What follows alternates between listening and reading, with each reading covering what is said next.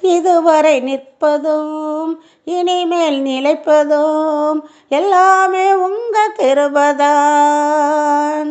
இதுவரை நிற்பதும் இனிமேல் நிலைப்பதும் எல்லாமே உங்க கிருபைதான். பெருமை பாராட்டிட ஒன்றுமில்லையே, தாங்கி நடத்துவது உங்க கிருபையே. பெருமை பாராட்டிட ஒன்றுமில்லையே, தாங்கி நடத்துவது உங்க கிருபையே.